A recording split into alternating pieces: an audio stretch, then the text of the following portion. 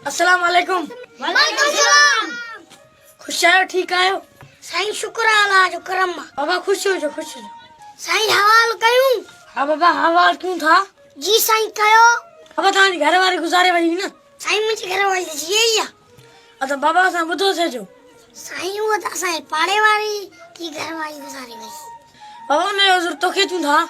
साईं होई की साईं सालन को हुजूर याद अचे तो।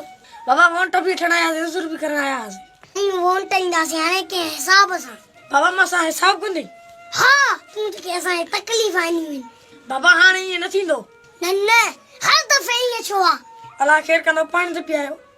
हां साईं पानी पियंदा से।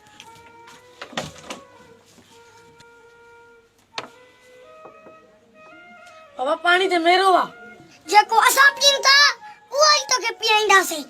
बाबा ये तो न क्यों ना असे बार पानी यो किनो पानी पी पी बीमार थी पिया ना असा के बिजली नहीं ना असा के पानी नहीं ना असा के रोड रास्ता नहीं कूड़ते कूड़ बाबा ने ये न थींदो। 5 सालन को पास रहा था चलो था असा बाल तालीम तबाह कई दवा। हाने बाबा हर छे तांगे मिलती मा वाइदो क्या? या केतरा वायदा कदी हाने मा क्या समाई दसो। एक शर्त दे वोंडली नो मैं शर्त कबूला। यो किनो पानी पी।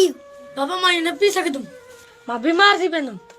असा पोइन देताऊं ता वडेरा सा नो नसल तबाह कर दे। असा जे स्कूल में गला बधा पे ता चोदा तालीम न जे जाए न जी ची असा के वोंट दिन। बाबा ने वोंट दीते के मा वन्या हाने इज्जत में वन बेहतर थी। ठीक आ वन पेला पट साईं सिंधु के इन वडेरन तबाह के वा। हादा सही चेनो। अरे सिंधिया ने सोचे समझी वोंट दी। हादा ठीक आ।